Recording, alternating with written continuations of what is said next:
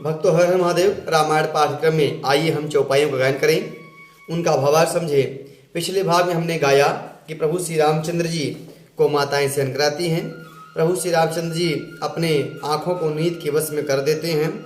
इसके बाद माताएं बहुओं के साथ सहन करती हैं और उस प्रकार सहन करती हैं जैसे जो नाग होता है वो मणि को अपने हृदय से अपने प्राण से अधिक प्यार करता है, वो छुपा कर रखता है। उसी प्रकार बहुओं को माताएं हृदय से लगाकर शयन कराती हैं। आगे के क्रम में मुनि विश्वामित्र जी को आए बहुत दिन हो गया, तो वह राजा दशरथ जी से जाने के लिए विदा मांगते हैं। उन्हीं क्रम में हम चौपाइयों का गायन करें, उनका भाव समझें। आइए। सुदिन सोधिकल कंकन छोरे, मंगल मोद विनोदन थोरे, नित नव सुख सुर देहि सिहाही, अवध जन्म जा चही विधि पाही। अच्छा दिन शुभ मुहूर्त शोध कर सुंदर कंकन खोले गए, मंगल आनंद और विनोद कुछ कम नहीं हुए। इस प्रकार नित्य नए सुख को देखकर देवता सिहाते हैं और वह भगवान ब्रह्मा से यह मनाते हैं कि उन्हें जो है अवधपुरी में जन्म क्यों नहीं मिला या उन्हें अवधपुरी में जन्म मिलना चाहिए। विश्वामित्रो चलन नित चही, राम सप्रेम विनय बस रही, दिन दिन सय गुण भूपति भाऊ, देखि सराह महामुनि राव। विश्वामित्र जी नित्य चलना चाहते हैं, अपने आश्रम जाना चाहते हैं, पर श्री रामचंद्र जी के स्नेह कारण वह नहीं जा पाते हैं, वह वहीं रुक जाते हैं। दिनों पर दिन राजा का स्वगुना भाव प्रेम देखकर महामुनि विश्वामित्र जी राजा दशरथ के उनके विनय की सराहना करते हैं। मागत विदा राव अनुरागे, सुतन समेत ठाढ़ भे आगे, नाथ सकल संपदा तुम्हारी, मैं सेवक समेत सुत नारी। अंत में विश्वामित्र जी ने विदा मांगी। तब राजा दशरथ जी प्रेम से वशीभूत हो गए और अपने चारों पुत्रों और रानियों के सहित सामने खड़े होकर उनसे कहा कि हे नाथ, यह जो संपदा है, यह जो राजपाट है, यह सब आपका है, इसे स्वीकार करिए और इसमें मैं अपने स्त्री पुत्र सहित आपका सेवक हूँ। करब सदा लरि कन पर छोहू, दर्शन देत रहब मुनि मोहू, अस कहि राव सहित सुतरानी, परेउ चरण मुख आवन बानी। हे मुनि, लड़कों पर सदा स्नेह करते रहिएगा और मुझे भी दर्शन देते रहिएगा। ऐसा कहकर दशरथ जी रानियों सहित और अपने पुत्रों सहित विश्वामित्र के चरणों पर गिर गए और उनके मुख से कोई बात नहीं निकली। दीन यशीष विप्र बहुभांति, चले न प्रीति रीति कही जाती, राम सप्रेम संग सब भाई, आय सुपाई फिरे पहुँचाई। ब्राह्मण विश्वामित्र जी ने बहुत प्रकार से आशीर्वाद दिए और वे चल पड़े।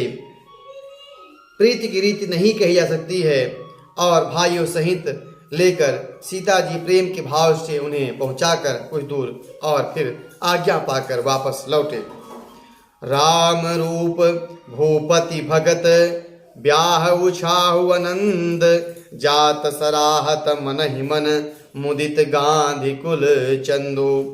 गांधी कुल के चंद्रमा विश्वामित्र जी बड़े हर्ष के साथ प्रभु श्री रामचंद्र जी और राजा दशरथ जी के भक्ति और चारों भाइयों के विवाह और उत्साह को आनंद में मन ही मन में सराहना करते हुए अपने आश्रम की ओर चले जा रहे हैं।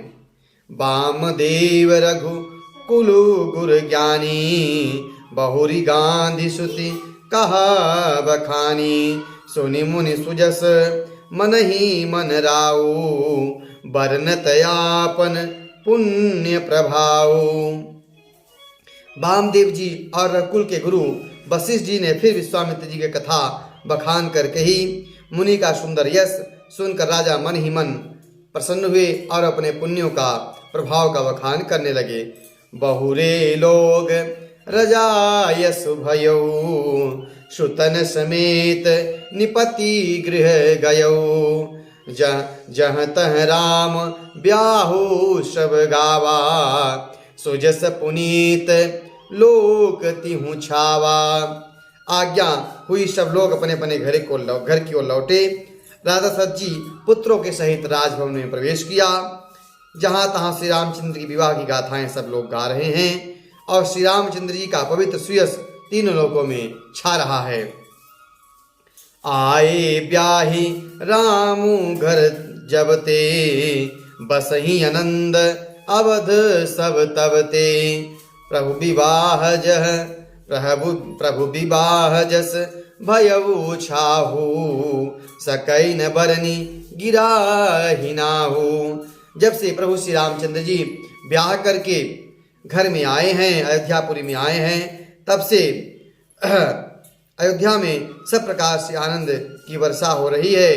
प्रभु के विवाह में जैसा जैसा आनंद हुआ उसे सरस्वती जी और सरपू के राजा शेष जी बखान नहीं कर सकते हैं।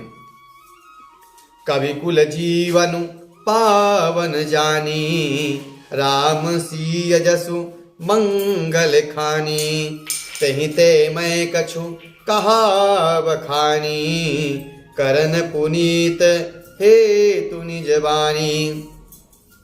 श्री रामचंद्र जी के यश को कवि कुल के जीवन को पवित्र करने वाला और मंगलों की खान जानकर मैंने अपनी वाणी से इस कथा का बखान किया और अपने वाणी को पवित्र किया। निज गिरा पावनी करन कावन, राम जस तुलसी कहो। रघुवीर चरित पार बारिधि पार, कवि कौने लहो। उपवीत ब्याह छंग मंगल, सुनिज सादर गावही। बेदे ही राम प्रसाद तेजन, सर्वदा सुख पावही। अपनी वाणी को पवित्र करने के लिए तुलसी ने श्री रामचंद्र जी के यश को गाया। श्री रघुनाथ जी का चरित्र अपार समुद्र है। कौन सा कवि है जो उस समुद्र में पार पा सकता है। जो लोग यज्ञोपवीत और विवाह के मंगलमय उत्सव का वर्णन आदर के साथ सुनेंगे और गाएंगे, वे लोग श्री जानकी जी और श्री राम जी की कृपा से सदा सुख पाएंगे। ऐसा बाबा गोस्वामी तुलसीदास जी कह रहे हैं। सिय रघुवीर विवाहु जे, सप्रेम गावहि सुनहि। तिन कर सदा उछाह, मंगलायतन राम जसु।